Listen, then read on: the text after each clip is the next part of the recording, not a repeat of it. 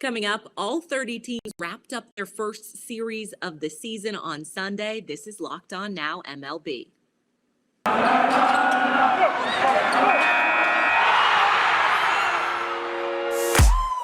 The biggest games, the best performances, expert analysis. You are Locked On Now.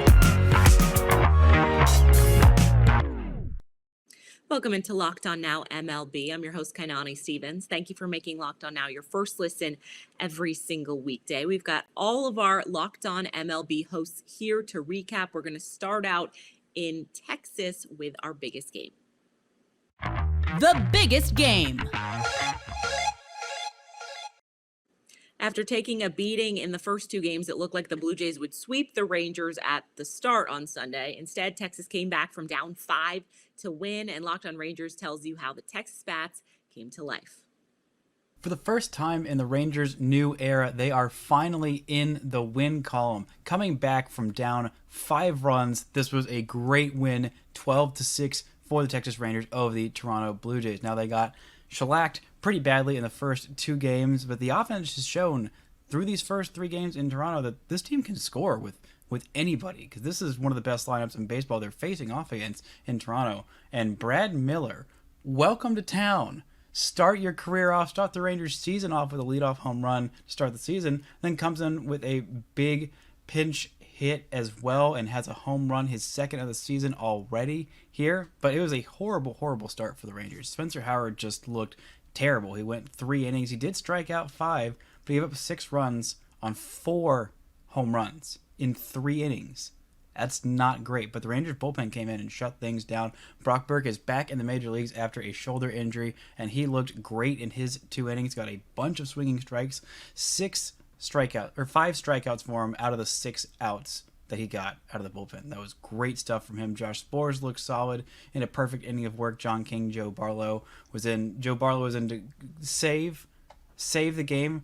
This team scored 11 unanswered runs. The Rangers did. They were down 6-1 heading into the top of the 4th, and they scored 11 unanswered runs. This offense is good.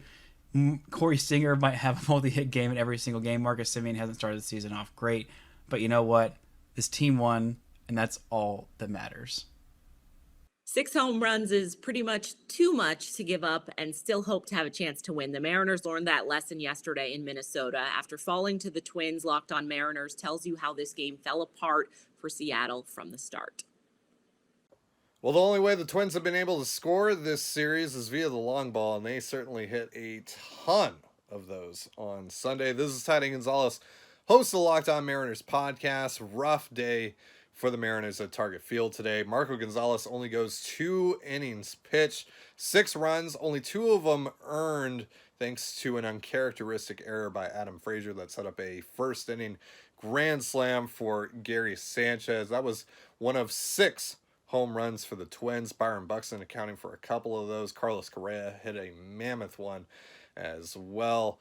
Just a rough day overall for the Mariners. They did make it a little bit close after the Twins jumped out to their 6-0 lead. They made it 6-4 thanks to a 3-run home run by Mitch Haniger, his second of the season.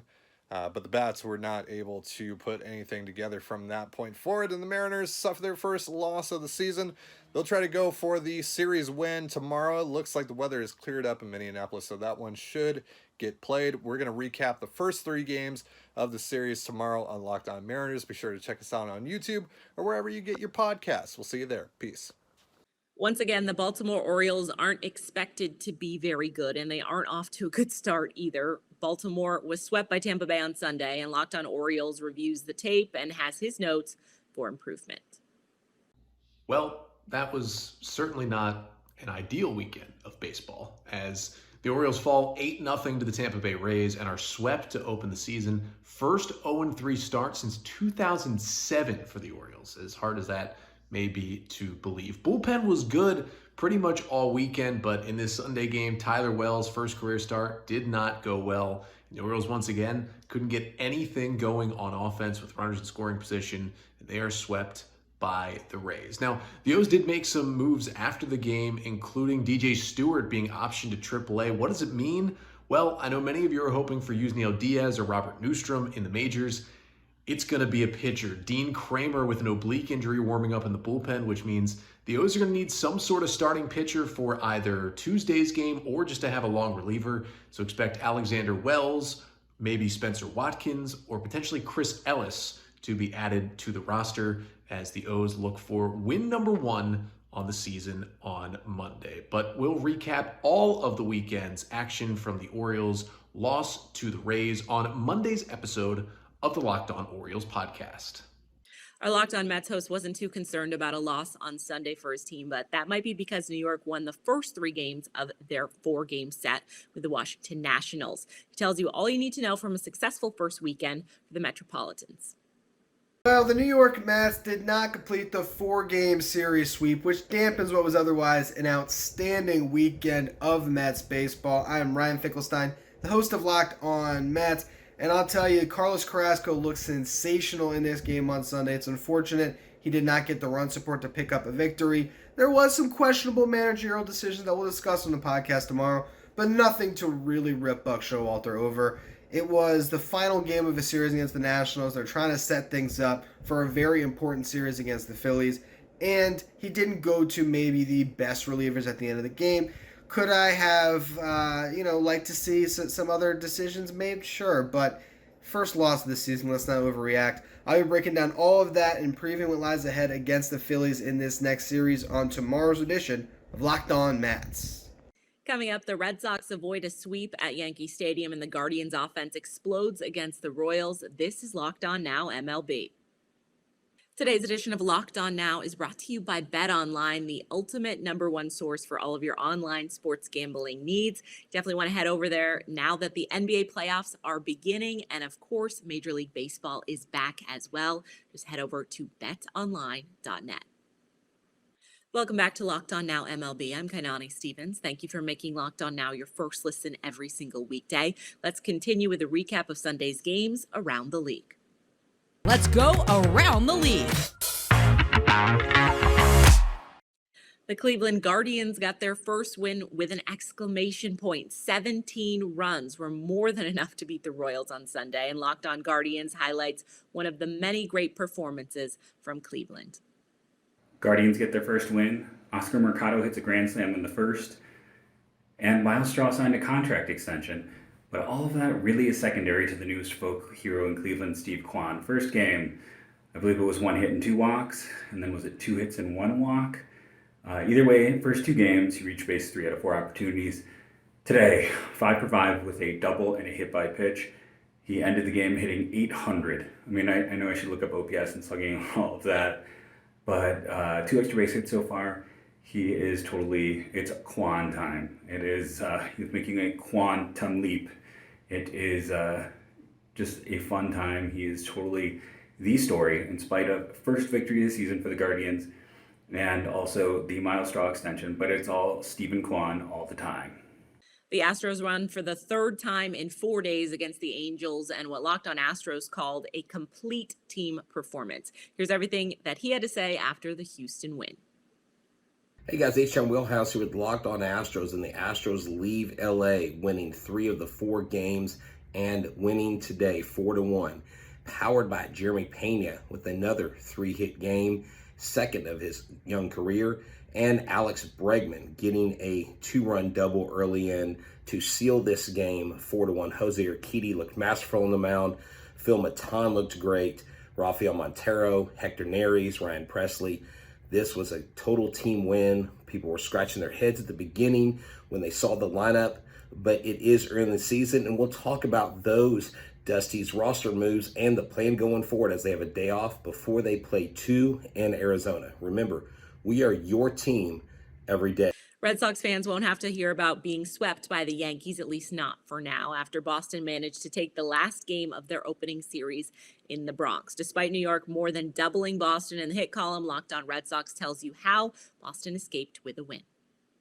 Red Sox fans were holding their collective breath when Jake Diekman came to the mound in the 9th inning to preserve a 4-3 game, and he did just that. Hey, it's Lauren from Locked On Red Sox, and Boston finally got its first win of the 2022 season. They avoided the sweep of the New York Yankees on Sunday night. Bobby Dahlbeck had the go-ahead home run. Pitching still a little shaky, but they got the job done at the end of the day. Jake and I are going to break down this whole series, plus the first game with the Detroit Tigers on Monday night, on Monday's episode of Locked On Red Sox. The Giants got a series win and a successful debut from one of their top prospects to help get it. Locked On Giants goes over a productive day for San Francisco. Elliot Ramos makes his long-anticipated Major League debut today, picks up a couple of hits, one of which was instrumental in the Giants winning this game and winning their first series of the year against Miami. Ben Kaspick with the Locked On Giants podcast. Ramos was taken in the first round by the Giants in 2017 as a teenager. It feels to me like he's been around in their system for a long time, but he's only 22 years old. Makes his Major League debut today somewhat unexpectedly. He gets the call-up after 2 games into the season, with John Brebbia having to go on the bereavement list. But Elliot Ramos played a big role in this game, had a single in his first at-bat with 2 outs, ended up scoring, showing off his speed on a double, and that was instrumental. They won the game by 1, and it was a tight-fought series, and Ramos is here, and we don't know exactly how long he'll be here, but we'll break it all down and analyze everything on tomorrow's Locked On Giants, where it's your team every day. The Rockies won to take their first series of the season at home against the Dodgers, but the victory also marked a huge milestone for manager Bud Black. Locked On Rockies and Dodgers review everything you need to know from the Mile High City. Rock on Rockies fans. Well, what an opening series for the Rockies. The Rockies take 2 games from the Dodgers and really put together a complete dominant performance on Sunday. Antonio Senzatella starts out great. The bullpen only needs 2 arms to get it done as Ty Blach makes his Rockies debut. Another Colorado kid sets down 12 Dodgers in a row. The new look Rockies start the season off 2-1. Bud Black gets his 1,000th win. The Rockies scored runs. The Rockies manufactured runs. The Rockies played pretty good defense. Some stuff today especially is a little shaky, and some other stuff we've seen in this series, but we saw some great double plays in huge situations. The Rockies capitalized on the Dodgers making mistakes, and the Rockies come away with the series win against the Dodgers. And I saw something. Rockies haven't beaten the Dodgers in a home series since 2018. I'll confirm that on the show this week, but if that's the case, a major series win for the Rockies. The Rockies start the season on a great note, a great homestand where every single aspect of the team worked. The manufactured runs, the bullpen held up and did well. The Rockies got good starts from their starters. Kyle Freeland, a little shaky, but first start of the year, opening day. All in all, a wonderful, wonderful weekend of baseball in Colorado. Congrats to Bud Black. Congrats to Ty Blach. So many new Rockies making huge contributions this weekend. And we'll break it down all week long right here on Locked On Rockies. That's going to do it for this edition of Locked On Now MLB. Thank you for making Locked On Now your first listen every single weekday. Make sure you check out Locked On MLB and your team's Locked On podcast.